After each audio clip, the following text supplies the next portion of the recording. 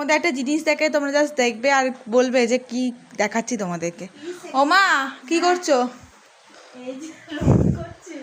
ও ভগবান, একটু আগে গোপালে অঙ্গরাগ করে এলে, এখন আবার একে এই গ্রিল রং করতে বসেছো?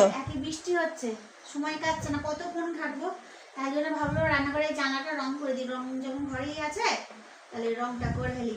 ব্ল্যাক কালার করলাম, সবাই বকছিল ব্ল্যাক কালার করতে হবে না, রং আমি কদিন পরেই মিস্ত্রি লাগাবো, রংটা ফেলে দেবো, জমে যাচ্ছে, করে দিই, তারপর পরে করালে করাবো। কিন্তু দেখতে কিন্তু খারাপ লাগছে না, তোমরাই বলো দেখতে কি খারাপ লাগছে? ভালোই লাগছে দেখতে, কিন্তু সুন্দর লাগছে।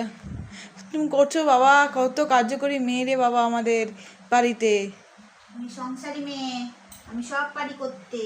হ্যাঁ, আর নিচে তো আমাদের গোপালের মুখগুলো একটু দেখিয়ে আসবো। গোপালের রাধা রং করা করেছে আজকে মা। তো চলো, কেমন হয়েছে মায়ের রং করা অবশ্যই জানিও। এই পুরোটা দেখা, এই কালোটা পুরোটাই করলাম। এই পুরোটাই মা করেছে। এতক্ষণ ধরে তাই ভাজি যে মা কোথায় ছিল, হাতের অবস্থায়। এগুলো উঠাবে কি করে? Carpet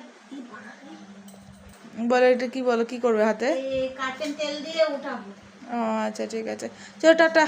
bye bye. ভিডিওটা লাইক কমেন্ট করে দিও, লাইক কমেন্ট করে দিও, টাটা। লাগলে আবার বলতে বল, আমি আছি, বিনা পয়সা করে দেবো। বিনা পয়সা রং করে দেবে তাহলে ভালো। কারো বাড়িতে যদি আমার মাকে লাগে রং করার জন্য, ডেকে নিও। হ্যাঁ। টাটা।